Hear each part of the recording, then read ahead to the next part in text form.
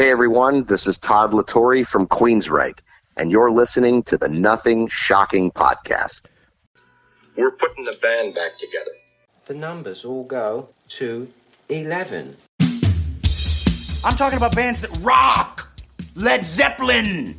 What about Sabbath? AC/DC. Motorhead. Does that mean it's louder? Is it any louder? Well, it's one louder, isn't it? We're not worthy! We're not worthy! Why don't you just make 10 louder and make 10 be the top number and make that a little louder? These go to 11. I get up off the ground and raise my head. Days like this, think I should be dead. One for Satan, two for me. Let's cheat the devil, it's fun, don't you agree? Welcome to the Nothing Shocking podcast. I'm your co-host, Jeff Untied, and with me in Dog Bowl Studios is Coach Nez. You can find the Nothing Shocking podcast on Libsyn or any podcatchers. Like our Facebook page or follow us on Twitter at NoShockPod. You can also find the Nothing Shocking podcast on Rock Rage Radio every Tuesday night at 10 p.m. Central Time. Our sponsor is Ragged Records, located in beautiful downtown Rock Island, Illinois. Soon to be coming back to downtown Davenport, Iowa, I believe in July sometime. I don't know when, sometime in July. We'd like to thank the Hong Kong Sleepover for allowing us to use their music for our intro and bumper ending. Tonight's guest is Todd La Torre of Queensryche. Yes, and he's promoting his new solo album, Rejoice in the Suffering. Yeah, and it's awesome. Check it out. Fantastic, heavy stuff. Really good stuff. It was a lot of fun, man. It was a great interview. So this interview is predicated on Rejoice in the Suffering, and we go pretty in depth about the writing and recording process of this album. But man, what a fantastic talk! Yeah, let's get to it, man. Good night. Good night.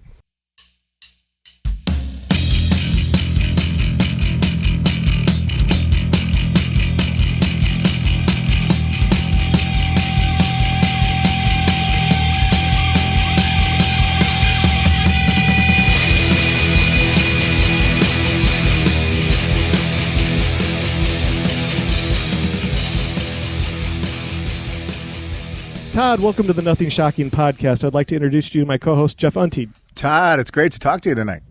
How are you? Great. Well, we're really excited to have you on the podcast. Yeah. Thank you so much. Yeah, your PR people are fantastic, so please give them a shout-out for us and a thanks. I certainly will. Fantastic. The COVID-19 restrictions have strapped the music business for a year now. I think we're going to be encroaching like 15 months here pretty soon. Yeah. You were able to release your solo album, Rejoice in the Suffering, February of 2021. What was it like working on a new album, new material during the pandemic? Oh, I mean, it was a lot of fun. It's something that I've been wanting to do for a very long time. And, when the pandemic started and the first couple shows were getting canceled, I called Craig, my lifelong best friend who co-wrote the album with me and played guitar and stuff on it.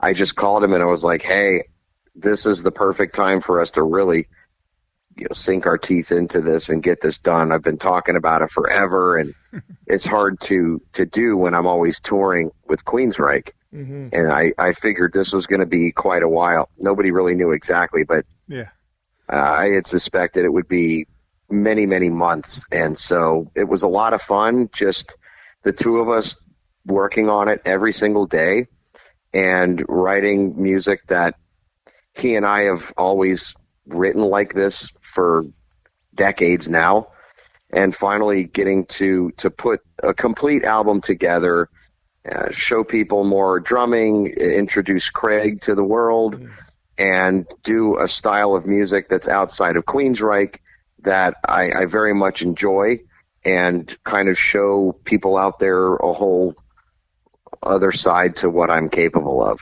Oh, fantastic. Yeah, tell us a little bit more about Craig Blackwell. He's plays guitar and bass, right? Mm-hmm, yep. He's an awesome guy. Number one, he's a great person. There's just no ego. He's very open-minded. We have a great chemistry working together. I can talk the guitar parts to him and or show him something like a direction that I'm feeling on a particular song, and he just understands exactly what I'm looking for. And then he wrote he wrote most of the music. I mean, we co-wrote it together, but all of those riffs and stuff, almost all of them are Craig, you know, showing me stuff. And I'm like, yeah, that's killer. Let's write to this and that. And the first band that I ever joined as a drummer around 14 years old, or maybe 15, was his band called Blackwell. And we just developed a great friendship from there. And he's someone that never got his fair due, you know, and I'm sure that you guys know great musicians in your area, and you always thought that guy's going to make it someday. And those opportunities are just so few and far between, and it's kind of luck of the draw sometimes. And fast forward all these years later, you know, I'm a good path for him to have a better exposure. But he's just a great songwriter. He's a great soloist. You know, he shreds where it needs it, and he's very melodic and spacious where it needs it. And I couldn't be more happy with the end result of the album. And I'm really super happy for the recognition that he's starting to get, and people are discovering who he is. And I certainly hope that it opens more doors for him. But he's just a great musician, and it was a lot of fun, just the two of us, you know, me doing drums and vocals, and then him doing all the guitars and bass and most of the keyboards. Oh, cool. And then we had a couple guest things on the record, and that was it. So it was just really a two-man band on this thing. Oh, so cool. Yeah. It was announced back in 2017 that you had started working on a solo album. How challenging was it to keep this album going with your busy schedule in Queensryche? You know, it's kind of an inside joke between Joe that owns the label and myself, that like back then he was like, he's like, yeah, I'm going to do a poster, you know, do an ad mat for, TLT, 2017. I'm like, yeah, dude, I'm going to fucking do it. And then, like 2018 rolled around. He's like, dude, I should just put like 2021. And I was like, oh man, I go, get out of here, dude. Come on. Yeah. I was like, give me some credit. And then 2020, rolled around, and I said, hey, Joe, remember when you used to bust my balls about that? He said, yeah. I was like, dude, it's fucking 2021. And like, it's just kind of this inside joke. We were thinking of releasing it like November of last year. And then we got to thinking, we're like, you know what? Why? It's going to technically be last year's record, like in 2 more months. Right. Let's just wait. Let's make sure we get all the vinyl. So there was some concern about having the vinyl, totally manufactured and shipped to him so that everything could start going out to the customers on time. And like the last thing we wanted was, I got the CD and I'm still waiting on the vinyl and all this. And we said, dude, the record's forever. I don't care if it's a few more months. Let's just do it right one time. And that's what we did. And I'm super happy that it came out in February. It was before everybody else put all their stuff out, and people were ready for, like, I don't know, just to write 2021 on a piece of paper, to know that it wasn't 2020 anymore. Yeah. I just thought that had a negative connotation. Like, nobody wants to remember that last year. And so yeah, we put it out February 2021. It charted really well, a bunch of slots on Billboard, Heat Seekers, Amazon. It did really, really well. I'm approaching close to, I'm not too far off from around 7,000 copies already, which is in today's standard and market, it's really good. Yes, it is. For just being out a few months. So the videos are being received well, and it was perfect timing, guys, because now I'm super immersed in Queensryche writing, and I don't have to worry about finishing anything on my record. It's just like, it's done. It doesn't conflict.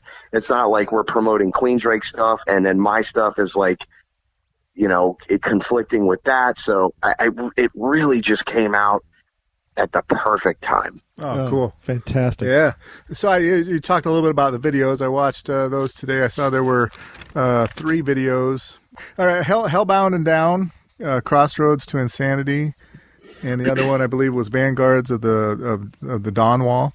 Yep. Can you talk a little bit about the video process? I know things have changed a lot since the 80s and 90s, but I still like when bands put out the promotional videos. Do you? So do I. It's fun. Some eye candy, Yeah. So Vanguards of the Dawn Wall. This was before like film crews were like shooting anything, and we weren't sure if that was going to be the first one or not, but we knew we wanted to do something for that.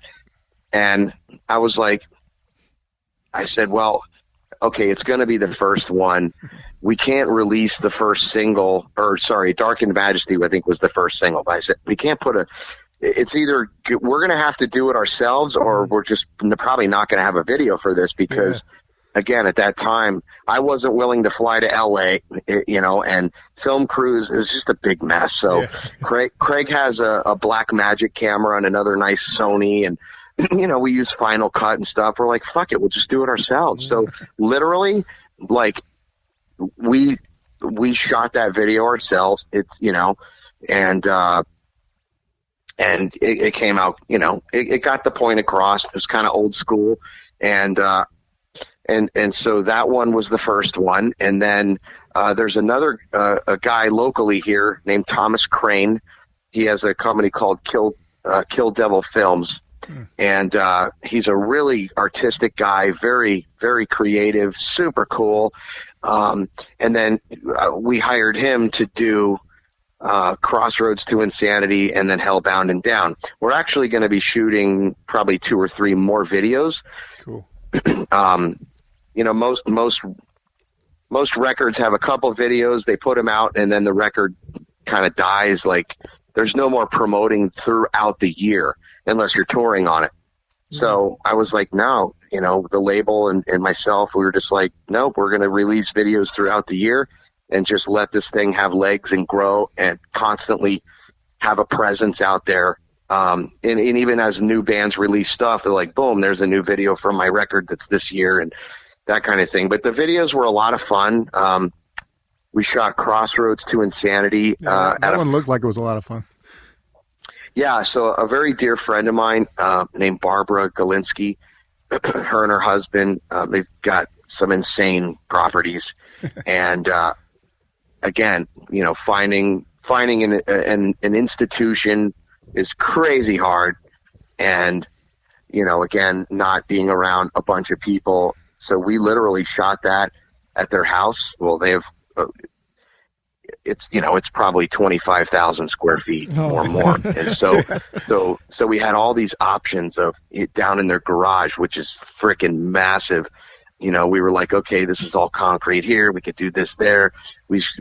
So we utilized a bunch of different parts of the house and, made it vibey. And, I had all my friends in it. My mom's in it. My mom is the older nurse, and my sister's in the video.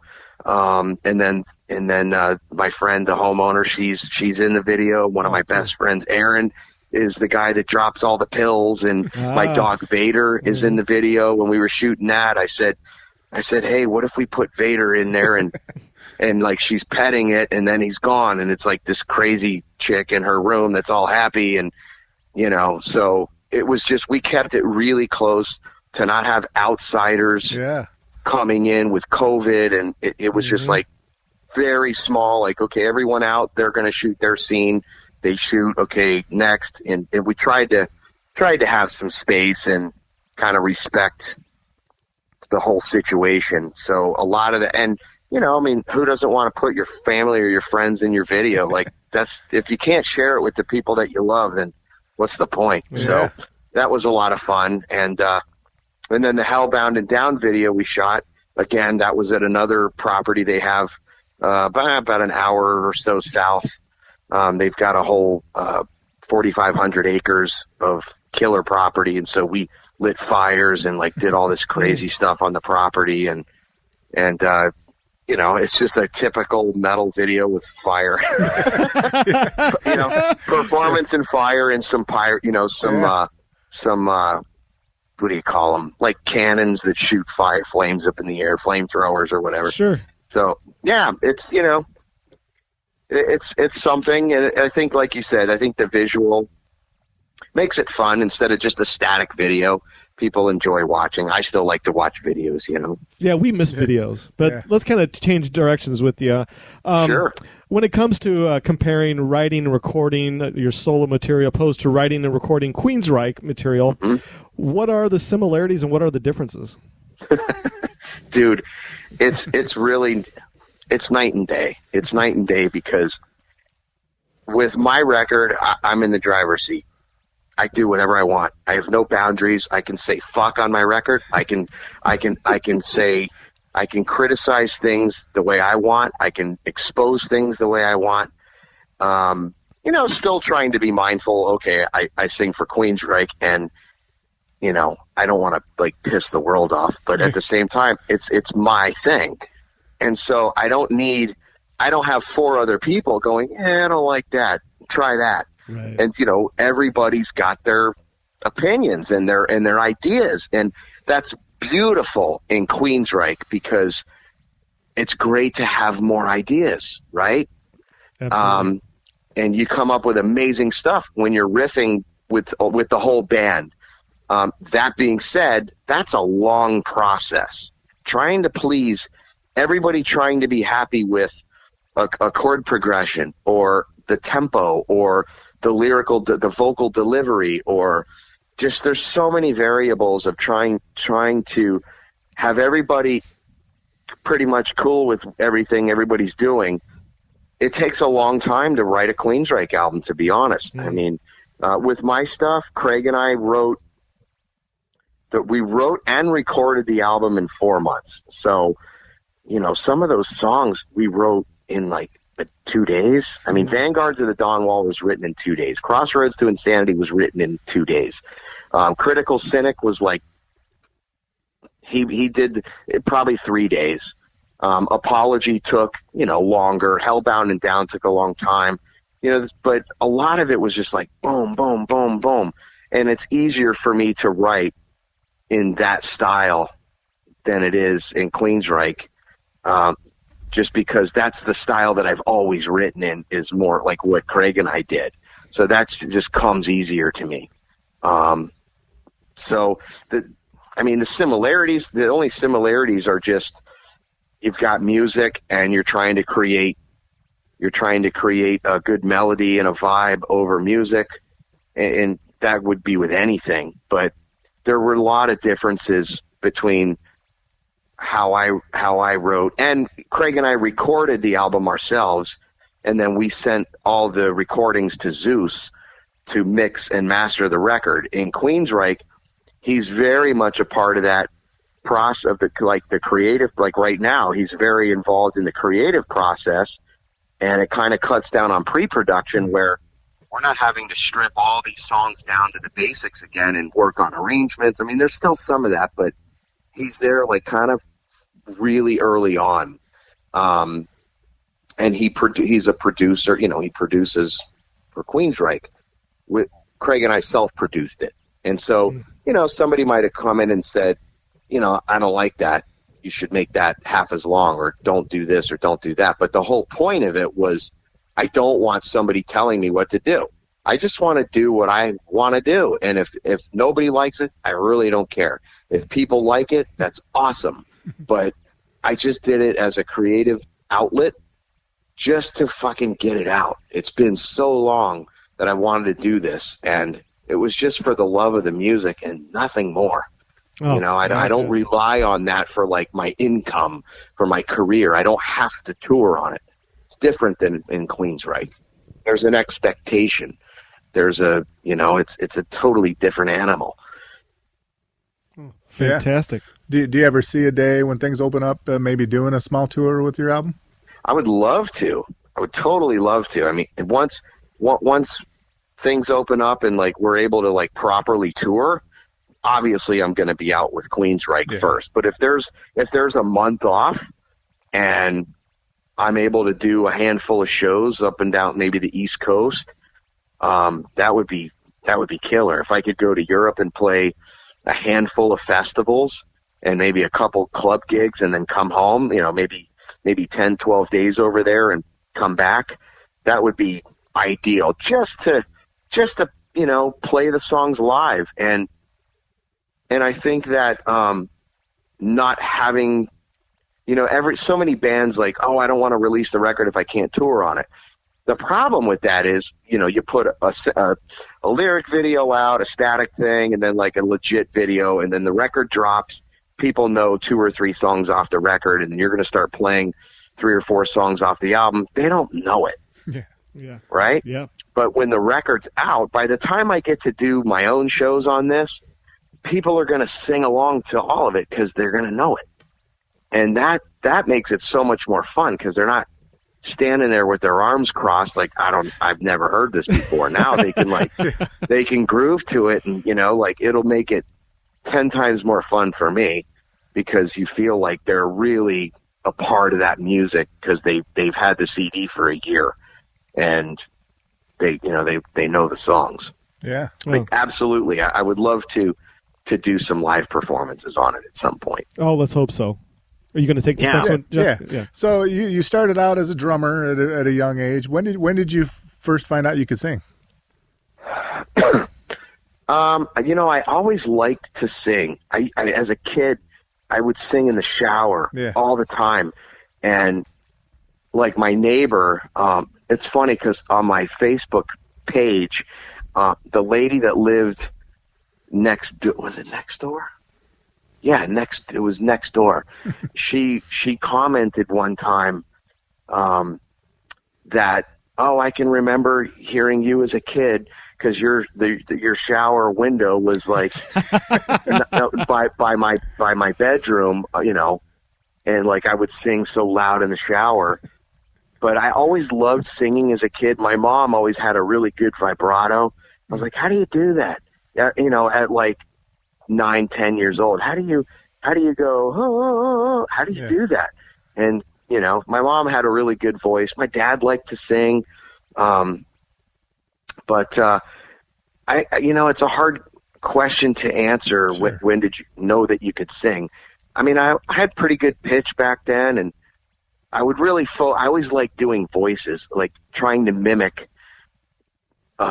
actors or cartoon characters and like picking apart the little nuances and subtleties that make someone sound the way they sound. And it was fun for me. And so I would do that with singing too. But when I was in Blackwell, we always had a hard time finding singers, right? It was like, God, it was so hard to find a good singer. And so at rehearsals, a lot of times, I would play drums and we would set up a little boom stand with a mic, and I would sing through some of the songs, playing drums just to make rehearsal more fun. And then into my like early 20s, I was singing, I thought fairly well, pretty good, late teens, early 20s. And then when I started, actually, Craig's the one who taught me how to do like a metal scream. And I was like, how are you doing that? And I couldn't figure it out. And then he's like, he would tell me how to do it. And then one day, man, it just, boom, it clicked. And then that's all I did was all these really not like Halford type screams. So my screams, the technique is sounds like that. It's never like a real clean scream. Craig's the one who taught me how to do that. And actually, he used to say, how are you bending a note on the guitar like that? Because he couldn't bend like I could. Yeah. And I showed him how to bend notes the way I bend them, real swoopy. And so it's funny how, I can do the metal screams, and he's such a killer guitar player. But I never sang for a band until I joined Crimson Glory in 2010. Oh, wow. So I was only a drummer in bands. I never wanted to front a band. Could you ever foresee yourself doing it like Don Henley style? Playing drums. Say that again. Yeah, playing drums and going, and having lead vocals like the Don Henley style of the Eagles. Could you ever foresee yourself doing it like that on a full length album? I mean, I used to. Well, I played in a local band here. And, God damn it, somebody won't stop calling me. I can hear this dude on the other end. Anyway, you know, I played in this local, we play a lot of beach bar gigs in my 20s, like mid 20s, where I was like, yeah, I don't care about making it in music. I just, you know, I can play drums, and we'll play, you know, Stevie Ray Vaughan and Matchbox 20 and Natalie Imbruglia and Seal and like whatever people want to hear at these restaurants and little clubs and dance clubs or whatever. And so there were some songs like Wonderwall. I would play drums and sing that, or I would do I would sing a lot of harmonies or even a lead maybe on like a Tom Petty song, breakdown song. Yeah. So I can sing and play drums at the same time. But you know, in like a band situation, people want it like a front man. Yes. Yeah. I think. I remember there was one time where Scott couldn't like make a gig, and I said to the guys like, hey, I don't know if you're up to it. Like, there's a couple songs I can't do. I don't think I can play these and sing together, like Screaming in Digital, or, you know, there was a couple, but I was like, listen, if we can tailor the set, we can turn the drums sideways like Robert Sweet and Stryper. We'll push the drums center kind of up front, so it's not in the back. And I can play Eyes of a Stranger. I can play I Don't Believe in Love, Jet City Woman, Lady Wear Black. Like, I can do a lot of this and sing and play at the same time if there's no way we can cancel the gig or find like a fill-in or something. So I did propose that to them. I said, I just need a couple weeks to practice, and I know I can do it. and so they were like, And then it was like, nah, you know, we really need like a front. Like, we need you as the front man. I said, dude, I totally get it. I'm just trying to fucking help a bad situation. Absolutely. Let's kind of bring this back to Rejoice in the Suffering. I wanted to kind of discuss two of my favorite songs on the album. Obviously, Critical Cynic was one of them, and Vexed was the other one. Yeah. They really stuck out for me. Your vocals have a big, epic sound on both those tracks. Can you talk more about the writing and recording and creation of those two songs? Sure. Critical Cynic, I remember calling Craig saying, I was like, hey, dude, we don't have a song with this kind of groove, and come up with something around a drum pattern that's like, you know, kind of that vibe, like toms, you know, and see what you can come up with. And so he came up, and then that intro to that song that goes that whole thing. Yes, that's something he and I had from like 1996, 7, 8. You know, he used to live with me. We were roommates, and we were writing original material that never did anything, and there were no vocals or anything. And then he actually I was like, if you can find a way to bring that thing in, that'd be sick. And so he did that and came up with the groove. And I was like, this is killer, you know, it's very, and then I wrote the lyrics, came up with this chorus, and I said, it's kind of a Queensryche chorus, which is, I think, cool. People might appreciate that. Mm-hmm. And that song was written because of all, like, this is like when the whole mask thing was starting and people were crying about it. And I was just like, wow, like this is about science deniers. That's what the whole song's about. And anyway, that's a really fun song. It's got a really cool groove in the middle before the solo. And then Vexed is the one that you mentioned, right? Yeah, correct. So that one, again, me, you know, pissed off. I'm sitting on my front porch, and my mailman comes by. He's a really cool guy. He's like, hey, man, still no shows? I'm like, no shows. Here I am, just fucking sitting here. And trying to, like, log in to the Florida Connect system. It's like, oh, you can get, like, COVID relief. Like, you're not working. You're unemployed. You know, I need to, like, sign up for this stuff. And the whole system's broken. And there's millions of people that can't get help. And I was so frustrated. And I said to him, dude, I got to get out of here. I got to get out of this place. and because I always talk about wanting to move to Greece. That's where my wife's from, and I always talk about relocating there, and so that I just started writing. I was like, gotta get away from here. Land of the forgotten, painfully displaced, pandering, a stroke of ego, a trap for those who dare, smoke and mirrors to pull you in, but rotten with despair. And that was actually the first verse of that song. And then I did like a high vocal on that when I recorded the demo. And I thought, well, I love the delivery on that. I think that should be introduced on verse 2. Let me rewrite a verse 1.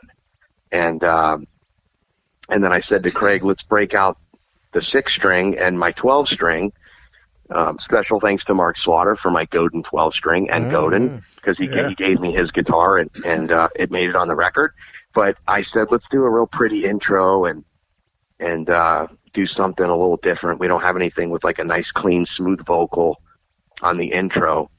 And then the other part, there's like a middle section of that song that's like just a groove, a musical thing. That's the other thing that Craig and I salvaged from fucking 20 years ago. When we were writing music together, and I said, hey, remember that other part we did that did this cool backbeat on the snare, and I like the guitar work in there, and so we brought that into Vexed. Those are the only 2 pieces of music that we had from long ago that we found a way to squeeze that into the album. But yeah, I love the chorus on Vexed. It's probably my favorite chorus on the whole record. Oh, nice. So cool. I love that song. Jeff, you got the next one? Thank you very, very much. Absolutely. Thanks so much. Sure. I was just going to ask you about the title track song, Rejoice in the Suffering. A little bit about recording that one and picking it as the name of the album. Yeah, it's something I don't want to elaborate on, but I'll just say that song had a lot to do with my dad's suicide. And it's an angry song, it's got a killer groove in it. And that song actually features my good friend Jordan Ziff, who plays in Rat and plays with Marty Friedman. He's a ridiculously great guitar player. And so I called him up. I was like, hey, dude, would you be willing to throw a solo down here? Craig starts it off, and then you would pick up the second half. And he was like, absolutely. And so he did a killer job on that. And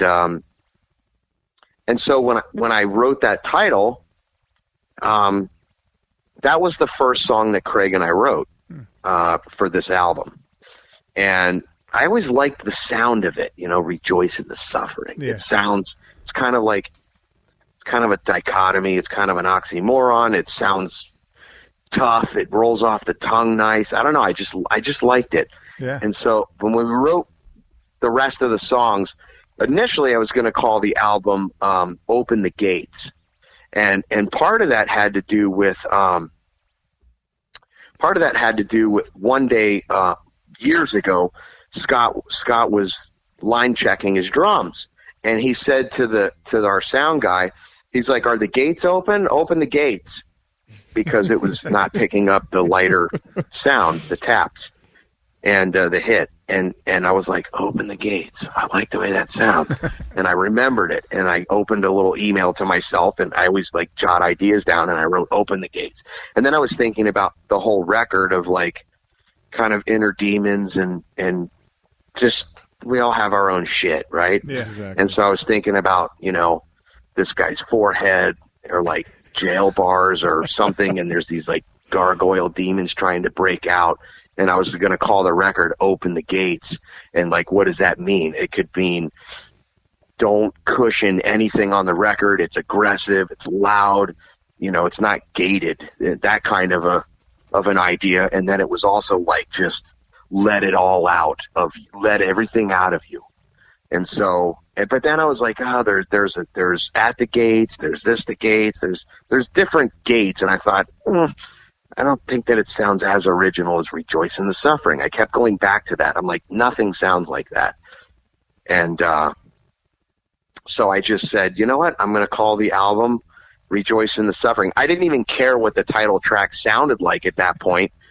as far as like, oh, that song has to be killer if I'm going to name the album that. I was just like, I'm just going to name the record that no matter what. Nice. And so, and then my wife is the one that helped come up with the whole concept of the Ouroboros, you know, for the album cover with my logo in between it. That all the credit goes to her for that. And and then I worked with a couple artists. One of my good friends hand drew that Ouroboros, that dragon snake figure. Mm-hmm. He did all that in pencil and colored it in with pencils. And then I scanned it like high-res scan. And then there's another artist out of Brazil named Gene, who's really talented. And so he ended up taking my logo that was created from my other friend, Eric Lurman. We took the TLT, gave it to Gene. Gene incorporated it with the Ouroboros and came up with a very bold, simple album cover that just kind of works. It does. You know, it's not all dark. Everything's dark and gloomy and metal, which I love, but I thought, you know what? I'm going to go all white with this red thing, and it's going to pop out, and people are going to see that because everyone's looking at their phones with these little thumbnails and stuff. And I thought, if I'm on YouTube and I see that thing on the right amidst all the other album covers, mine's going to jump out at you whether you want to see it or not. And so from a marketing standpoint, I just thought it was very clean, eye-catching, simple to grasp. Yeah. So I'm really pleased with the album title and the artwork that went with it. Oh, awesome. Fantastic.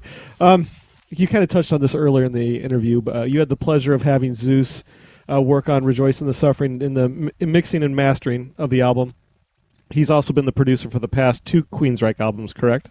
Mm-hmm. Yep. Can you talk a little bit more about working with Zeuss? Sure.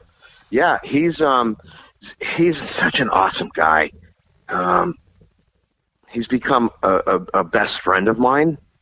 We've developed. He's gotten just extremely close with the entire band. He's like the 6th member of the band, and I know a lot of bands say that, but it's true. And he's a very talented musician. He plays bass killer. He's a very good guitar player.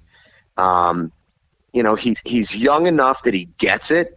But but he's not old enough where he's just jaded and his ears are shot and he's, you know what I mean? Some of these guys that are just, you know, you've been doing this for so long, and it's just like they get kind of irritable and maybe not as passionate about it anymore. And I'm not saying all of them are like that, but in any business, I don't care what line of work it is. You're just like, I don't have time for this crap, right? You just want to get it done.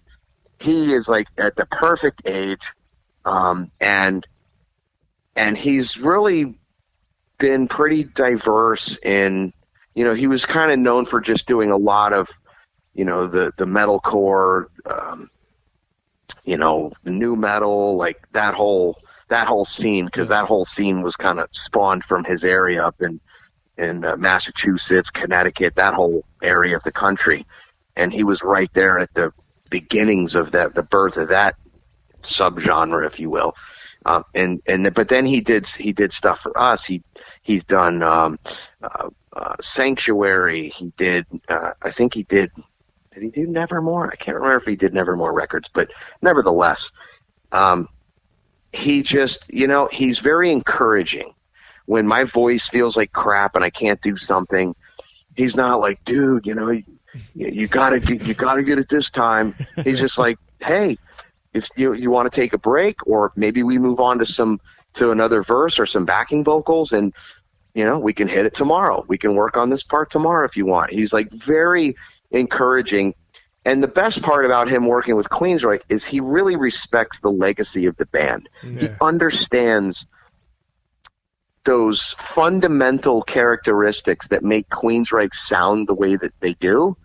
And he'll say, you know, we gotta pull some of this in, you know, and this is like such a Queensryche thing, but also like, we kind of beat that to death. I don't want to do that.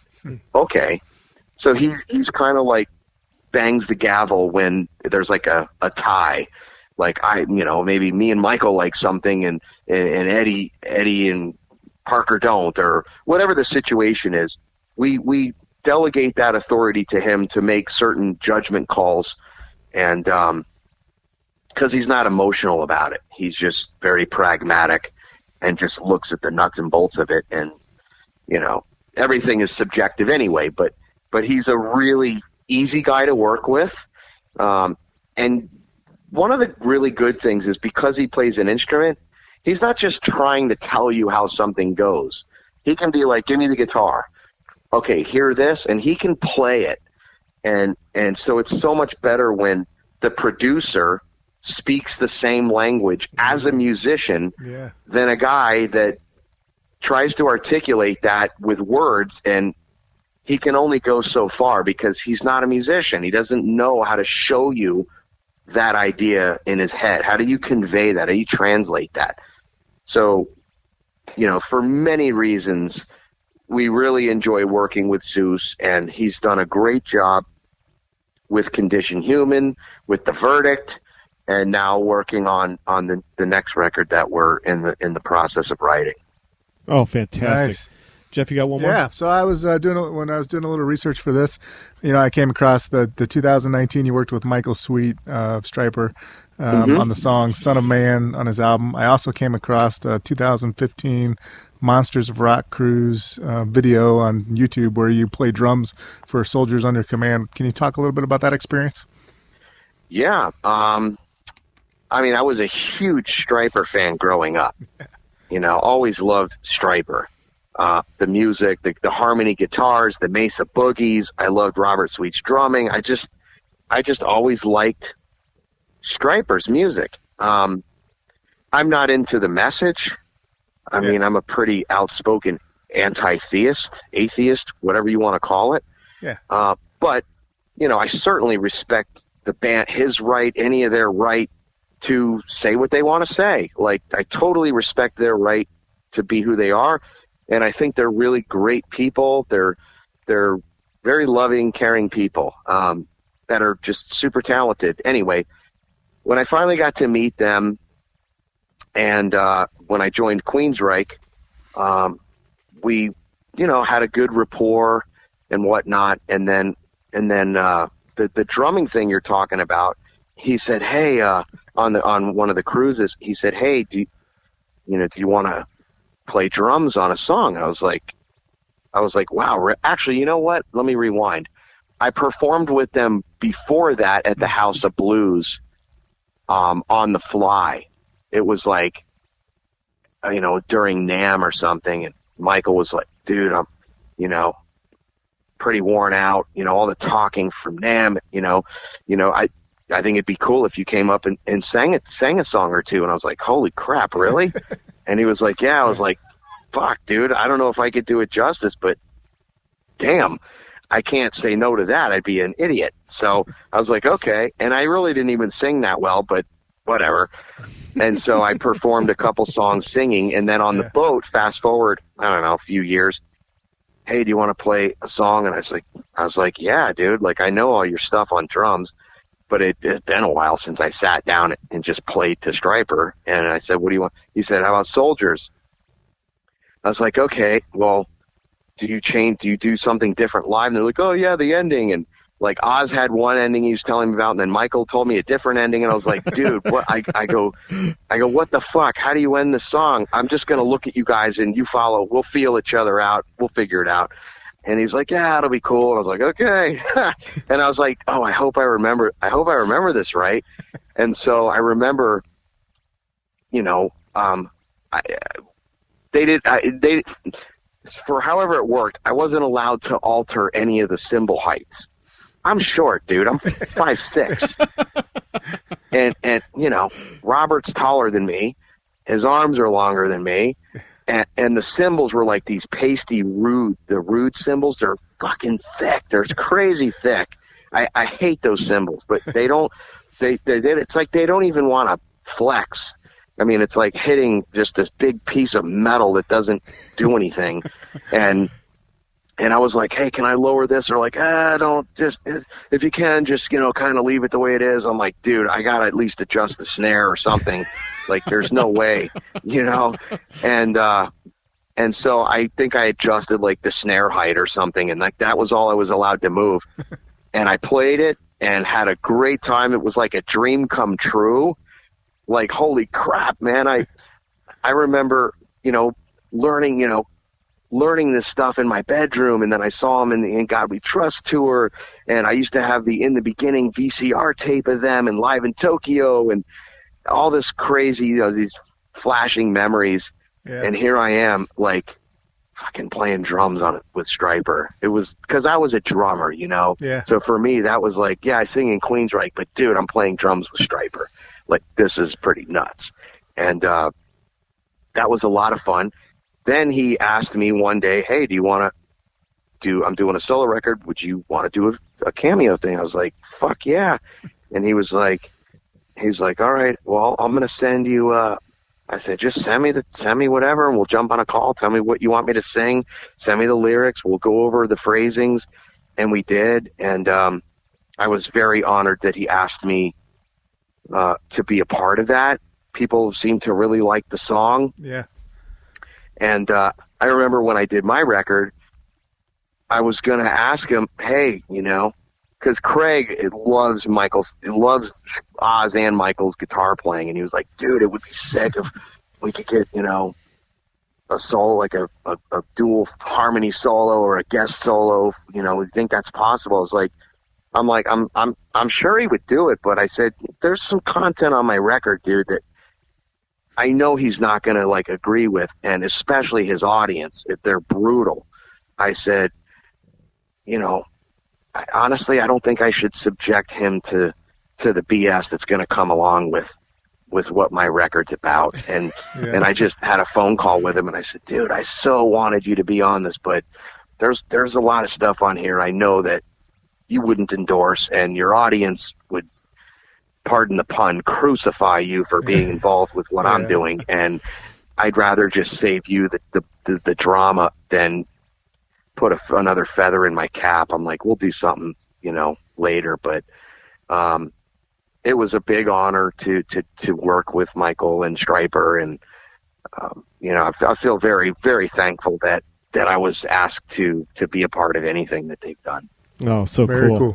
All right, I got one last question for you, and then we're going to let you go for the dude. Yeah, it's not like I got a job to go to. Actually, this is kind of a two-part question. So, sure. As I'm coming back to Rejoice in the Suffering again, as you look at the finished product of Rejoice in the Suffering, and you listen back to it, are you completely satisfied how it all came together, or are there some little spots here and there that you wish you could kind of go back to? How does it work? How does it work out for you? That's a really good question, because it's like, when do you put the paintbrush down, right? Yeah, exactly. Yeah.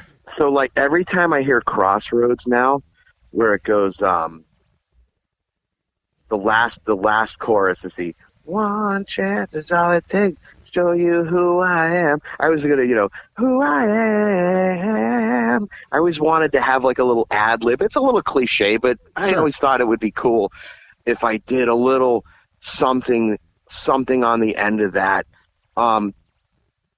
Fractured is my least favorite song on the record. It's very A-B. The guitar solo section's cool. I think it's killer.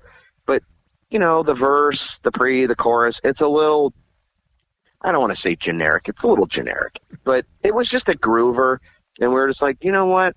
Whatever. Just maybe somebody will like it. Maybe somebody won't. I don't know. One by One is probably one of my favorite tracks on the whole record. The track number 13 with all the gutturals. That's the shit I want to kind of do more of. But, with some clean singing in there too. But going back, listening, not really, man. I'm pretty happy with, when I go back, other than that little thing in Crossroads, maybe there's a drum fill that I'm like, I still want to do this, whatever the thing is on the drums, or I think it would have been cool if I would have done that.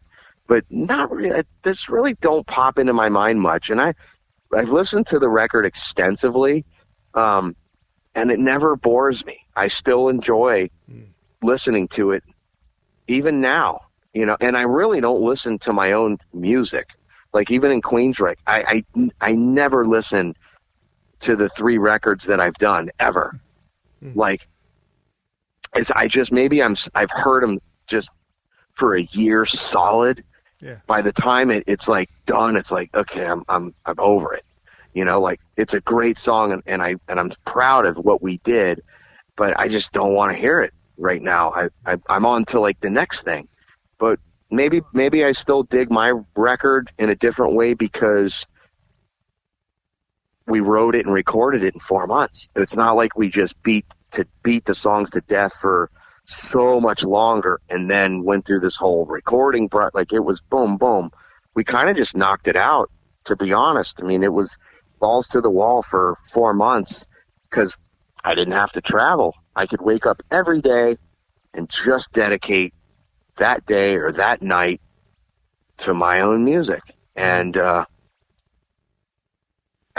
I think you'll always have that one element. It's like if you're doing shit at your house, right? You're remodeling your house. You're like, wonder if maybe I should have done that tile, or I kind of, I like the mirror hanging there, but God, I still kind of see it sitting over here when I walk in the door. There's always that part of you that, maybe you're always trying to improve something, but at the end of the day, once it was mastered and done and like, that's it, it's like, that's it. The record's done. It's not mine anymore. It's everybody else's. Yeah. It's not my secret anymore. It's everybody else's. And I can't worry about the stuff that I wish I would have done. And sometimes it's like, is it really benefiting the song to change something? Or are you just changing it because you have the option to change it? Sometimes people get carried away with so many options. Well, it could go this way. It could go that way. Yeah. When Craig would write a riff, I'm like, that's killer. Let's move on to like the pre-chorus. Like, don't mess with that. I love it the way it is. Oh, so I wouldn't be like, give me 3 more alternate versions. I'd be like, nope, that kicks ass. Let's move on. I don't want to mind F this thing to death. Yeah. That's awesome. Oh, fantastic. Well, we've ran out of our allotted time, but this is, did we miss anything that you wanted to cover before we let you go for the evening? No, man. I think I really, you know what? I really appreciate that you really focused on my record, because a lot of people, like, they'll talk about the record a little bit and then they just want to talk about Queensryche. And while I'm thankful, it's like, or they want to get to like the drama or the juicy shit. And it's like, hey man, this is about my record, So I really would say thank you. A, I hope you dig the record. Yeah. Totally. And B, totally. Thank you for having the interest and care to want to interview me about it. And I really, really, I do appreciate that stuff. I'm not just saying it. I'm very thankful for your interest and your support and talking about it with other people and having a platform that reaches other people and they get to listen to our conversation. I know I'm kind of blabbing a lot, but I think you covered everything very well and you just kind of let me run. I guess the thing that we want to kind of encourage for us is once you have anything new coming out as far as, Queensryche material or another solo album, hit us back up. We'd love to have you back on again. Yeah. Absolutely. I definitely will. And again, thanks for your time. You guys are in Chicago? We're about 2 hours west of Chicago, right on the Mississippi River. Oh, okay. Yeah. What's the weather like there right now? We're like, 70 degrees right now? Yeah, we're just getting into that's nice. Yeah, a little rain today, but it's been 80. It was 80s yesterday. Yeah, 80s yesterday. Shit, that's great. Yeah. That's great. So yeah, finally. This is how it's going to work. We have, I think, about 3 interviews ahead of yours. Maybe, is it 2 or 3? Something like that. Anyway, it'll be out and edited. Jeff is the editing wizard over here. He'll have it all perfect. He'll have it put it together, I guess, maybe in about 3 weeks, 2.5 weeks. Yeah. When it is, we'll get it to your PR people. But hope your album continues to do well pleasure. For you. And thanks. It was fantastic talking to you. It was fantastic listening to the album over and over again, preparing ourselves for this interview. So it was fantastic. Cool, man. Yeah. So, all right, but man. anyway, appreciate it. Yeah. And, we'll be in touch. Thank you so much. Cool. Thanks, guys. Have a good night. Take care. Good Good night. night. Bye-bye. All right. Ciao. Welcome to the night. You think you know Night Demon? Then the Night Demon Heavy Metal Podcast is for you. Step into the darkness as we peel back the curtain to give you an unprecedented, all-access look into the mind and the heart of the demon. We're talking band history, song analysis, studio anecdotes, stories from the road. It's everything a diehard Night Demon fan could want and more. This is the only place to learn the inside scoop, the deep dive trivia, the untold tales from the band members themselves and those closest to the Night Demon story. Need more? The sacred Night Demon Crypt will be pried open to reveal demo recordings that have never before seen the light of day, all with in-depth commentary by the band and the people who were there for the writing and recording process. This is a gold mine, a treasure trove of all things Night Demon. Head over to nightdemon.net or wherever you listen to podcasts.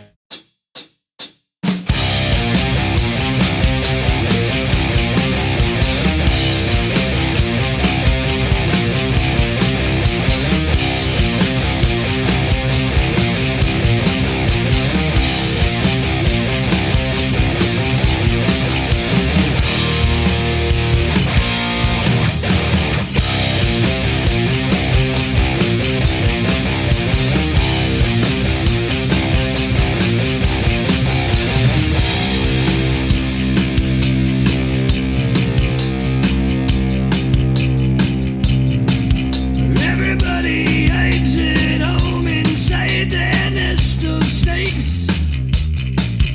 Everybody grinds the stone and makes their own mistakes. Hide in the headlights, fight the grip of fear. You can make your dreams come true, but you just can't do it here.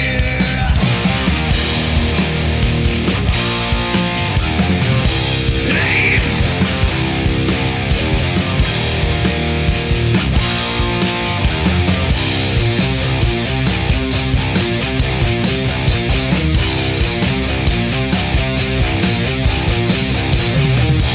Everybody eyes the gun and screams inside their head. Everybody bites their tongue and pays their bills instead. Hide in the spotlights, fight the grip of death. You can have the air you need, but you best not take one breath.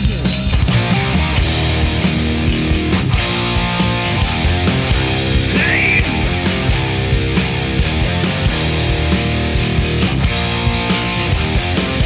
Roll the dice.